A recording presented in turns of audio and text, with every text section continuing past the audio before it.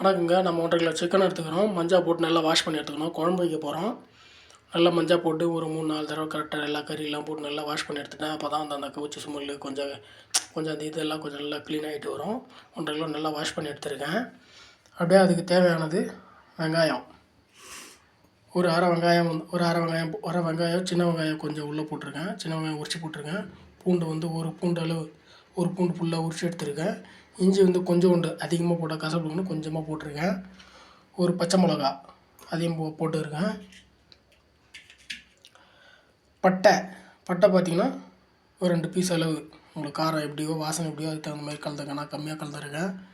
ஒரு 6 லவங்கப்பூ இருக்குது, அதை வந்து சேர்த்துட்டு இதெல்லாம் வந்து அரைச்சி எடுத்துக்குவேன். அப்புறம் ஒரு தக்காளி வந்து அதை வந்து அரைச்சி எடுத்துக்குவேன். இது வந்து அரைச்சி எடுத்துக்குவேன், அந்த தனியாக வந்து அரைச்சி எடுத்துக்குவேன். ஒரு கொத்து கருவேப்பிலை எடுத்துக்கோங்க. ஒரு கொத்து கருவேப்பிலை.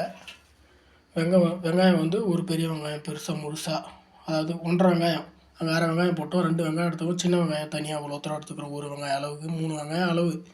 ஒரு தக்காளி இங்கே போட்டுருக்கோம். ஒரு தக்காளி அங்கே அரைக்கிறதுக்கு போட்டிருக்கோம். வானலை வச்சுருக்கேன், பற்ற வச்சுக்கலாம். இப்போ வந்து இது வந்து குழம்பு எப்படி நல்லா வந்து சூப்பராக செய்கிறதுன்னு பார்த்துக்கலாம். அடுப்பு பற்ற வச்சுக்கலாம். அடுப்பத்தை வச்சு தேவையான அளவு எண்ணெய் ஊற்றிக்கிறங்க. மல்லாட்டை எண்ணெய், வேர்க்கடலை எண்ணெய்.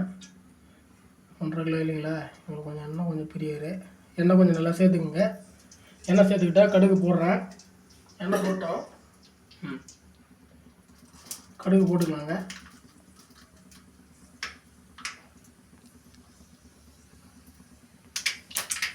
கடுகு பொரிஞ்சிச்சு, கருவேப்பிலை சேர்த்துங்க.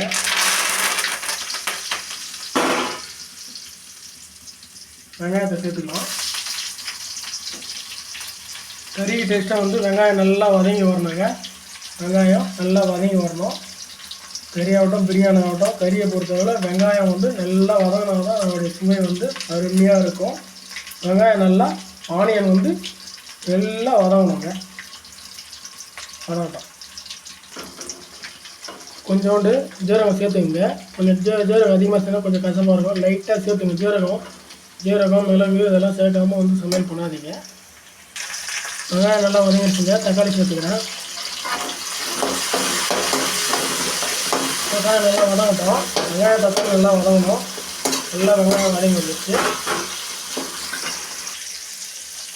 கறி எடுத்து போட்டுக்கலாங்க. கறி நல்லா கழுவி வச்சுருக்கேன். நல்லா கறியை வந்து தண்ணி விட்டு அப்படியே எடுத்து கொட்டக்கூடாது. பாத்திரத்தோட அழகாக வந்து எடுத்து ஸ்மூத்தாக போடுங்க. மெதுவாக போடுங்க. சிம்மில் வச்சுருங்க. நான் அப்படியே அடியில் வச்சுருக்கேன். கரெக்டாக சமைக்கிறவங்க வந்து ஒன்றும் பிரச்சனை கிடையாது. கொஞ்சம் கவனக்குறைவாக சமைக்கிறவங்க சிம்மில் வச்சுருங்க. போட்டு அடிக்காமல் மெதுவாக வச்சுட்டு அழகாக சிக்கன்லாம் அள்ளி போடுங்க. அள்ளி போட்டாச்சு. சிக்கனை வந்து சும்மா தண்ணி விட்டு ட்ரையாக நல்லா எடுத்து போடுங்க. கறி போட்டு கொஞ்சம் துவைக்கலாங்க. இப்போ வந்து உப்பு சேர்த்துக்கலாம். 1.5 கிலோ அளவுக்கு இவ்வளோ சிக்கன். கல் உப்பு, கடை உப்பு தெரியும் உங்களுக்கு. நார்மலாக நம்ம கடல் உப்பு வேறு, இந்த கடைகளில் இருக்கிறதெல்லாம் கொஞ்சம் சால்ட்டு கொஞ்சம் அதிகமாக இருக்கும். கடல்லேருந்து நம்ம எங்கன்னா நம்ம கடலில் வர உப்பு வந்து வாங்கினா ஒரு வித்தியாசமாக இருக்கும். கடல் உப்புனா எல்லாம் கடல் உப்பு தான், அதை சொல்ல வரல. கடைகளில் இருக்கிறப்ப கொஞ்சம் ஏதோ ஒன்று கலக்கிறாங்க, உப்பு கொஞ்சம் அதிகமாக தெரியும். பாருங்கள், நெருப்பு கொஞ்சம் தீ கொஞ்சம் நல்லா பற்றலை. 1.5 கிலோன்றதால 1/2 கிலோ 1/4 கிலோன்னா கொஞ்சம் நல்லா தீ தெரியும். தீ கொஞ்சம் நல்லா பற்றலை. இந்த கேஸு ஒரு சிங்கிள் அடுப்பில், இதே அடுப்பாக இருந்துச்சிங்கன்னா இன்னும் பெரிய கேஸாக இருந்ததுன்னா நல்லா சூப்பராக நேரம் வேலையாகும் டக்குன்னு. உப்பு சேர்த்துட்டேன், வதக்கிட்டுருக்கேன். கொஞ்சம் லைட்டாக வதங்கினோடனே நம்ம அரைச்சி வச்சுருக்கிற அந்த மசாலா தான். நம்ம தக்காளி, வெங்காயம் அவங்க கூட ஃபஸ்ட்லேயே காமிச்சா இல்லைங்களா, அதை நம்ம வாசனைக்காண்டி சேர்த்துக்கலாம். அது போட்டுக்கலாம். இன்னும் கொஞ்சம் நேரம் விட்டு, ரொம்ப நேரம் வதங்கக்கூடாது. அந்த கறியோட கொழுப்பு சுண்டாத அளவுக்கு கொஞ்சம் இதுவாக இருக்கும்போதே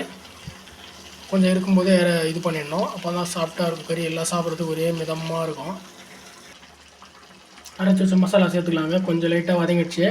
நம்ம அரைச்சி வச்ச மசாலாவை சேர்த்துக்கலாம். அரைச்சி வச்சதை ஃபுல்லாக சேர்த்துக்கலாங்க.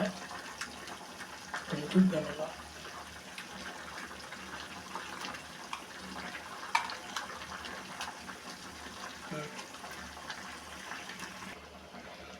பாருங்கள் மசாலா வளர்த்துட்டு ஒரு 2-3 நிமிஷம் மட்டும் வராங்க.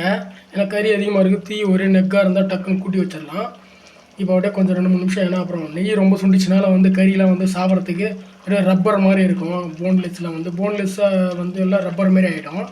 போனோட இருக்கிறது கொஞ்சம் சாப்பிட்றது கொஞ்சம் ஜூஸியாக இருக்கும், நல்லாயிருக்கும். இப்போ இந்தமாரி டைமில் இப்போ நம்ம தண்ணி அதுலேருந்து கறியிலேருந்து எவ்வளோ ஆரம்பிச்சு. இதுலேருந்து வந்து இப்போ நம்பூர் கோழியாக இருந்தால் இப்போ வந்து நாங்கள் வந்து பெங்களூரில் இருக்கோம். பெங்களூரில் வந்து பார்த்திங்கன்னா நிறைய இந்தமாரி தண்ணி மாரி நிறைய ஆகும். எல்லா ஊர்லேயும் வரும், இருந்தாலும் நம்ம இங்கே வந்து கொஞ்சம் அதிகமாக வருது இதுமாரி. இங்கெல்லாம் வந்து கோழி கறி பார்த்தீங்கன்னா வந்து எவ்வளோங்கலாம் பார்த்தீங்கன்னா 1 கிலோ வந்து 260 ரூபா. இதே எக்கோ வேறு இருக்கும், இன்னொரு வெரைட்டி இருக்கும், என்னவோ சொல்கிறோம் அந்த ஆள். ஆனால் இந்த வெரைட்டி தான் நல்லாயிருக்கும், அதனால் நான் ரெகுலராக அதுதான் வாங்கிடுவோம். இப்போ மிளகாத்தூள் சேர்த்துக்கலாம் நம்ம. பாருங்கள் இந்த கரண்டியில் இந்த அளவுக்கு முழுசாக சேர்க்குறோம்.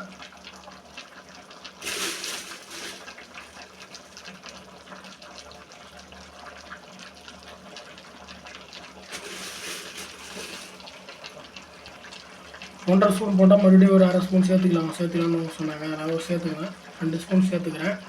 2 ஸ்பூன் சேர்த்துருக்கிறேன். பார்க்குறேன் தேவையான அளவு நான் வதக்கி பார்க்குறேன். தேவையான அளவு இன்னும் கொஞ்சம் வேணும்னா சேர்த்துக்கலாம். நம்ம காரம் சாப்பிட தகுந்த மாதிரி தான் நம்ம வீட்டு ஃபேமிலி மெம்பர்ஸு காரம் சாப்பிட தகுந்த மாதிரி சேர்த்துக்கலாம். ஈஸியாக தான் கறி குழம்பு சமைக்கிறதெல்லாம் ஈஸி தான், ஒன்றும் கிடையாது. டைம் ஸ்பெண்ட் பண்ணணும். நம்ம கொஞ்சம் மூவி செல்லு போகிற டைமில் டைம் ஸ்பெண்ட் ஈஸியாக சமைக்கலாம். சமைக்கிறது ஒன்றும் கஷ்டம் இல்லை. தண்ணி சேர்த்தேன், மறுபடியும் தண்ணி சேர்க்குறேன். தண்ணி நல்லா கொதிக்கணும். தண்ணி சேர்ந்துருக்குறோம். இது எங்களுக்கு மட்டும் இல்லைங்க, எங்கள் 2 பேருக்கு, எங்கள் அக்கா வீட்டுக்கு சேர்த்து தான் சமைக்கிறேன். எங்கள் அக்கா வீட்டு தான் சமைக்க சொன்னாங்க. கேட்டு அவங்களுக்கு செஞ்சு ஆர்டர் வந்திருக்கு, சிக்கன் ஆர்டர் வந்திருக்குதால செய்து கொடுக்குறேன். வீடியோ போட்டா இல்லைங்களா, செய்து செஞ்சதுக்கான காசு கொடுத்துருக்காங்க. வந்து அழகாக வந்து ஆர்டர் வந்திருக்கு சிக்கன் செய்கிறதுக்கு. அதனால் வந்து பண்ணுறோம். பாருங்கள், என் தண்ணி வந்து இந்த சும்பளவில் ஊற்றிருக்கிறேன். அதிலே கொஞ்சம் தண்ணி வேணும் ஊற்றினேன். தண்ணி சேர்த்தாச்சு. நீங்கள் வந்து அந்த மசாலா அரைக்கும் போதே வந்து 2 ஜீரகம் அதில் போட்டு அரைச்சிங்கனாலும் சரி தான். ஒரு கொஞ்சம் ஜீரகம், ஒரு 4 மிளகு சேர்த்துக்குங்க. 4 மிளகு இல்லை காரம் எப்படி சாப்பிட்றீங்களோ அதுக்கு தகுந்த மாதிரியான ஒரு அலோகேஷனுக்கு தகுந்த மாதிரி மிளகாத்தூள் கம்மியாக போட்டிங்கன்னா மிளகு கொஞ்சம் அதிகமாக சேர்த்துங்க. மிளகு நல்லா சாப்பிட்டா ரொம்ப பெப்பர் ரொம்ப நல்லது. நான் மிளகும் போட்டிருக்கேன், அரைச்சிருக்கேன். அது நான் காமிக்கல, போட்டேன் நான், அதுக்கப்புறம் நான் மறந்துட்டு அதுக்கப்புறம் போட்டு அரைச்சிருக்கேன். நீங்களும் அதை மாதிரி போடுங்க. நல்லா கறி நல்லா வேகட்டும். எப்படியும் ஒரு 20 நிமிஷம் வேகும்னு நினைக்கிறேன். 10 நிமிஷம் 15 நிமிஷம் நல்லா எனக்கு எப்படி என் மனசில் போடுதோ அதுக்கு தகுந்த மாதிரி வேக விடுவேன். நான் அதை எவ்வளோ நிமிஷம் வேக அடிக்கணும்னு சொல்கிறேன்.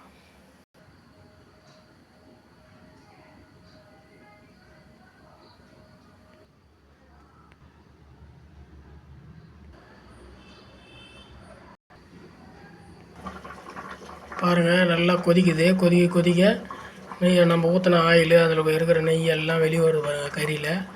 நல்லா கொதிக்கட்டும். கறி நல்லா பெருசாக போட்டிருக்காங்க, உங்களுக்கு தகுந்த மாதிரி சின்னதாக கூட வெட்டினுவாங்க. பெருசாக போட்டாலும் ஒரி பண்ணிக்க தேவையில்லை. நீங்கள் அப்படியே சமைக்கும் போதே கொஞ்சம் கொஞ்சமாக உடையும். நல்லா வந்ததுக்கப்புறமும் நீங்கள் கரண்டியால் போட்டு நல்லா குத்தி விட்டிங்கன்னா நல்லா உடஞ்சிரும். கறி சாப்பிட்றதுக்கு நல்லா இருக்கும். நல்லா வேகட்டும். ஒரு 20 நிமிஷம் இல்லை 15 நிமிஷம். டைம் வேறு ஆகுதுங்க, சீக்கிரமாக வேகுதான்னு பார்க்கணும்.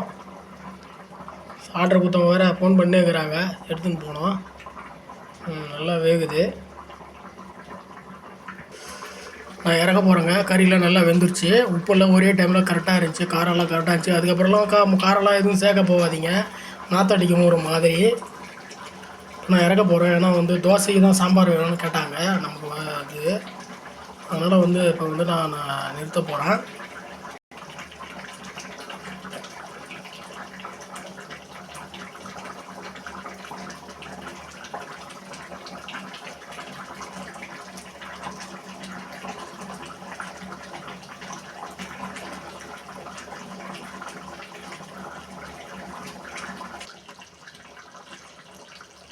பாருங்கள், நீங்களும் ட்ரை பண்ணி பாருங்கள்.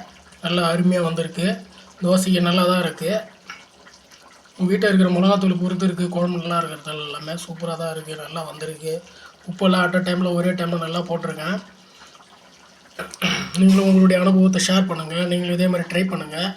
சமைக்கிறோன்னு நினைக்கிறவங்களாம் ஈஸியாக வீடியோவை பார்த்து நல்லா சமைக்கலாங்க. ஏன்னா குக்கிங் வீடியோ போடுறேன்னு நினைக்காதீங்க. சமைக்க தெரியாதவங்களுக்கு கொஞ்சம் இதாக இருக்கிறவங்களுக்கு தான் நான் சிம்பிளாக இருக்கிற வீடியோ தான் போடுறேன். பார்த்தீங்கனாலும் தெரியும், சிம்பிளாக இருக்கும். என் வீடியோலாம் பார்த்தீங்கன்னா ஈஸியாக சமைக்கலாம். ஒன்றுமே இல்லைங்க, ஈஸி சமைக்கிறது. நீங்களும் ட்ரை பண்ணி பாருங்கள் வீட்டில். நன்றி, வணக்கம்.